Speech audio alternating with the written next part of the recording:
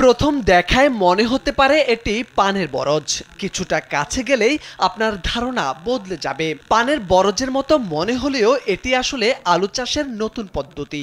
এই গাছের কাণ্ড, মূল ও মাটির নিচেও থাকে আলু। এ পদ্ধতিতে মাছা দিয়ে গাছ আলুর চাষ করছেন কৃষকরা। নিজেদের মেধা ও পরিশ্রমকে কাজে লাগিয়ে নতুন পদ্ধতিতে আলু চাষ করে ব্যাপক সাফল্য পাচ্ছেন কৃষকরা।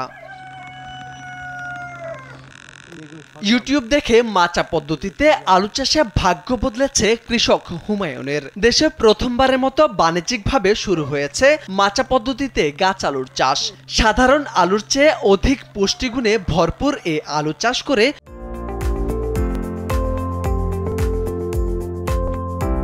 আর্থিকভাবে অধিক লাভবান হওয়ার স্বপ্ন দেখছেন অনেকেই। আর বাজারে এর চাহিদা থাকায় অনেকেই এই আলু চাষে আগ্রহী হচ্ছেন। বাজারের আলুর থেকে এই আলুর চাহিদা বেশি থাকায় লাভবান হচ্ছেন কৃষকরা। মাচা পদ্ধতিতে গাছ রোপণের ৩ মাস পর থেকেই আলু ধরতে শুরু করে। গাছের কাণ্ড, মূল ও মাটির নিচেও থাকে আলু। প্রায় সারা বছরই আলু ধরে থাকে। মাচা পদ্ধতিতে চাষ করা এই আলু গাছে ২ থেকে ৪ কেজি পর্যন্ত হয় এক একটি আলু। এমন আধুনিক পদ্ধতিতে গাছ আলু চাষে সফলতার স্বপ্ন দেখছেন রাজবাড়ীর গোয়ালন্দ উপজেলার তোরাব শেখের পাড়া এলাকার কৃষক ও তরুণ কৃষি উদ্যোক্তা হুমায়ুন আহমেদ। গত বছর স্বল্প পরিসরে এই আলুর চাষ শুরু করলেও এবছর তার বাড়ির আঙিনায় ৫০ শতক পতিত জমিতে এই আলু চাষ করছেন। ব্যাপক হারে ফসল হওয়ায় অধিক লাভবান হওয়ার স্বপ্ন দেখছেন তিনি। এলাকার অনেক বেকার যুবকেরও কর্মসংস্থান হয়েছে সেখানে।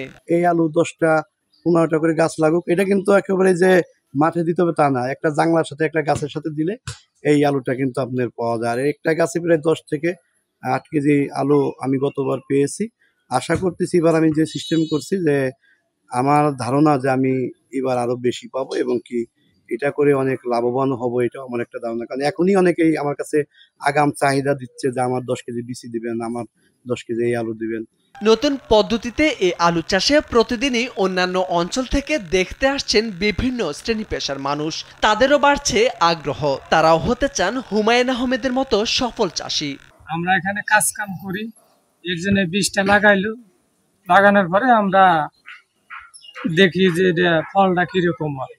তার ফলটা দেখতে দেশাল আলুর মতোই দেখা যায়, কিন্তু খাইতে খুব সুস্বাদু। আমি এই জায়গা হুমায়ুন ভাইয়ের কাছে এই জায়গায় আসলাম, এসে দেখলাম যে অনেক গাছ আলু লাগাইছে। তা দেখতে খুবই সুন্দর। এই আলুটা এমন একটা পদ্ধতিতে লাগাইছে যে জাংলার মাধ্যমে, এটা অনেক সুস্বাদু এবং অনেক ফল। তাই আমি দেখতে আসছি, আসে দেখলাম যে আলু অনেক ধরছে। তা আমি চিন্তা ভাবনা করলাম যে আমাদের কাছ থেকে এই বীজ নিয়ে আমি গত বছর আমি নিজে চাষাবাদ করবো। আমি নিজেও এসেছি, হয়তো অনেকেই কিন্তু এই হুমায়ুনের কাছে পরামর্শ নিচ্ছে, আগামীতে তারা নিজেরাও কিন্তু বাড়ির আশপাশে যে অনাবাদি জমি আছে সেই জমিতে এই গাছ আলুটা লাগাবে।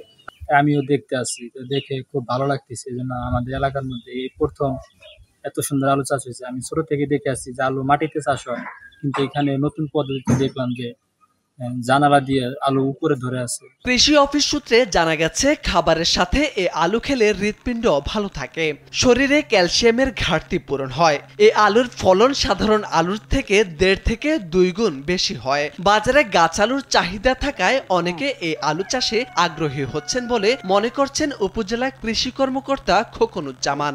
এই বীজটা মূলত পাকুন্দিয়া থেকে আমরা এনেছি, কিশোরগঞ্জের পাকুন্দিয়া থেকে, এবং এই বীজের মাধ্যমে শুধুমাত্র হুমায়ুন না, আমাদের এই গোয়ালন্দ উপজেলা আরো কিছু কৃষক চাষ করেছেন এবং স্বাবলম্বী হচ্ছেন।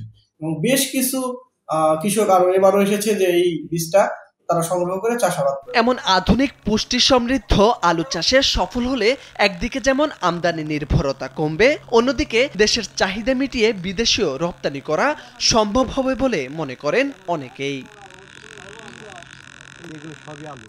মোরশেদ আলম, কালবেলা।